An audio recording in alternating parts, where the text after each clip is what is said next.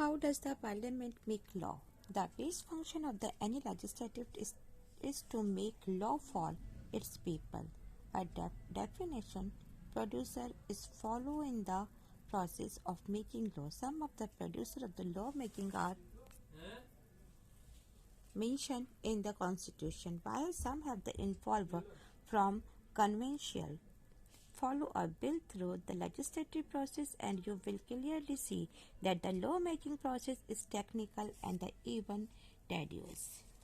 Now, संसद कैसे कानून बनाती है? संसद कानून कैसे बनाती है? तो संसद का या पार्लियामेंट का जो मुख्य काम है जनता के लिए लॉ को बनाना और कानून के लिए निश्चित एक प्रोसेस बनाया गया है।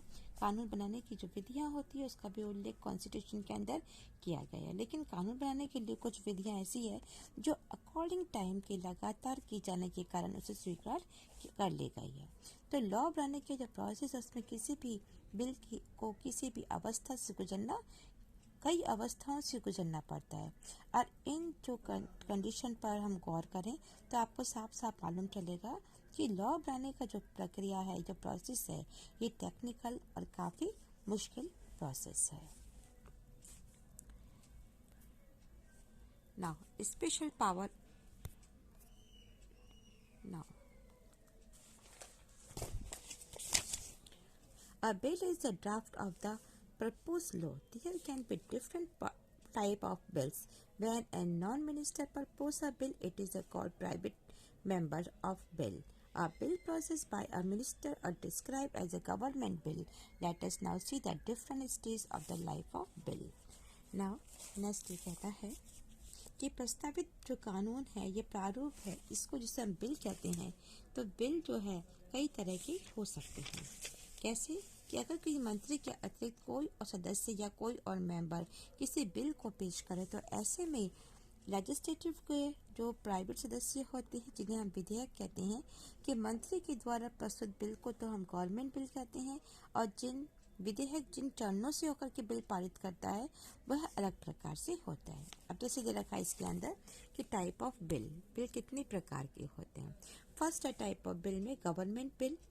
टाइप ऑफ बिल को इन्होंने फोर टाइप में डिवाइड किया हुआ है। फर्स्ट है government bill, second private member of bill, then non money bill, money bill and non money bill को फिर टू टाइप में है, ordinary bill and constitution amendment bill. Now even before a bill is introduced the parliament Before the bill is introduced in the parliament, there may be lot of debate of a need of introducing such a bill. A political parties may pressurize the government to initiate a bill in order to fulfill its election promise or to improve its chance of winning for catching the election. Interest group, media and citizen firm may also produce the government for a particular legislation. Lawmaking is thus not merely a legal producer, but also a political course of the action.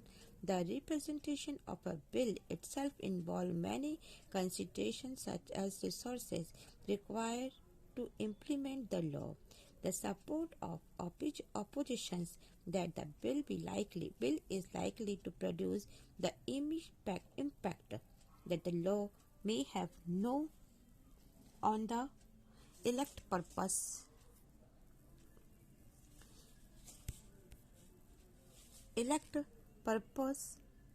prospect of the ruling party, etc.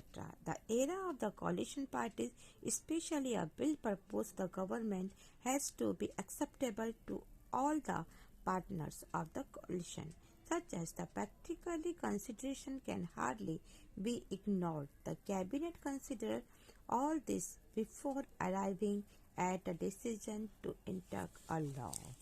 Now, कि parliament में जो bill प्रस्तुत किए जाने से पहले ही इस बात के ऊपर काफ़ी डिबेट की जाती है कि बिल की क्या जरूरत है। कोई भी पॉलिटिकल पार्टी अपने इलेक्शन के वादे को पूरा करने के लिए आगामी चुनाव में जीतने के इरादे से किसी भी बिल को प्रस्तुत करने के लिए गवर्नमेंट के ऊपर प्रेशर डाल सकता है। वो अपने हित के लिए मीडिया और किसी भी ऑर्गेनाइजेशन, किसी भी विधेयक को लाने के लिए भी गवर्नमेंट के ऊपर प्रेशर डाल सकते हैं। तो कानून का बनाना केवल इसी ही विधि ही प्रक्रिया या प्रोसेस ही नहीं बल्कि पॉलिटिकल प्रोसेस भी होता है, जहाँ पे बिल बनाने की अनेक बातों को ध्यान रखना पड़ता है। जैसे इन्होंने एग्जाम्पल दिया है, ये कानून को लागू करने के लिए जितने भी रिसोर्सेस होते हैं कहाँ से जुटाए जाएंगे और बिल को कितना सपोर्ट होना चाहिए। तो ये सारे जो कानून हैं, जो सत्ता के द्वारा ये चुनावी संभावनाओं पर इसका क्या इफेक्ट पड़ेगा, ये सब इसके ऊपर डिपेंड करता है। और आजकल जो कॉलिशन गवर्नमेंट बनती है, तो कॉलिशन गवर्नमेंट के समय गवर्नमेंट के ऊपर बहुत सारे बिल ऐसे होते हैं जो कॉलिशन के समय या उन घटकों या दलों की सपोर्ट को प्राप्त होता है। तो इन व्यवहारिक बातों की हम उपेक्षा नहीं कर सकते हैं, बल्कि कानून बनाने के लिए या कानून में लाने के लिए पहले हमें मंत्रिमंडल की बातों का पर विचार करना चाहिए।